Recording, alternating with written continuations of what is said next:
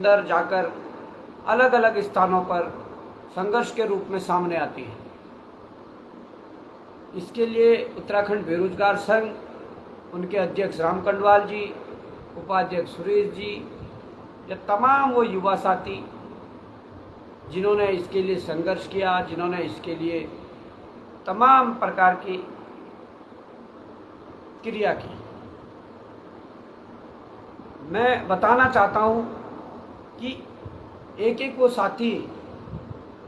जो ये वो युवा रहा हो, अभिभावक रहा हो, हमारी मातृशक्ति रही हो, या वो व्यक्ति रहे हो जिन्होंने आंदोलन को प्रत्यक्ष अप्रत्यक्ष रूप से सहयोग किया।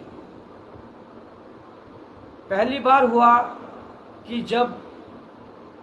किसी संगठन के द्वारा एक कॉल हुई और उस संगठन के बैनर तले विपक्ष और सत्ता दोनों को आना पड़ा। और इसीलिए मैं कहता हूं ये युवाओं की बहुत बड़ी जीत है। प्रदेश भर में क्रेडिट लेने के लिए होड़ मची हुई है।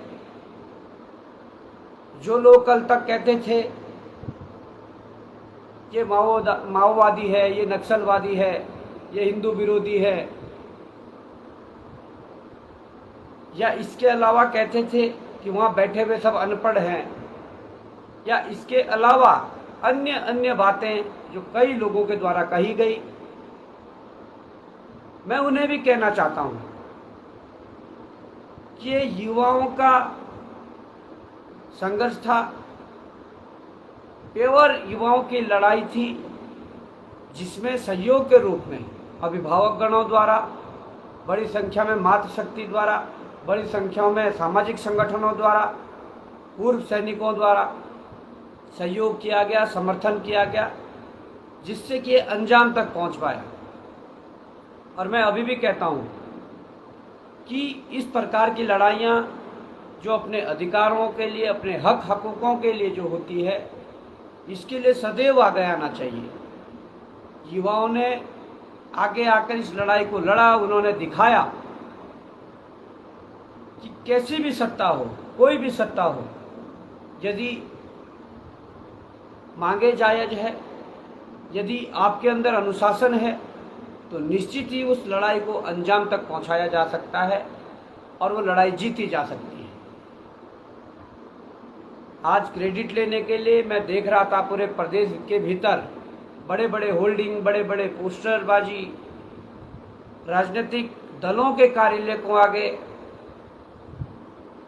पटाखे बम फोड़कर आतिशबाजी की जा रही है। और ये उन्हीं के द्वारा की जा रही है जो पहले मुकर रहे थे सीबीआई नहीं होनी चाहिए, जो पहले मुकर रहे थे ये युवा भटक रहे हैं,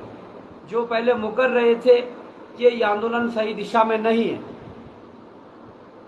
पर मैं कहना चाहता हूँ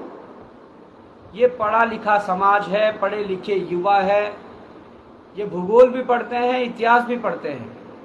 उसके साथ साथ राजनीतिक शास्त्र भी पढ़ते हैं,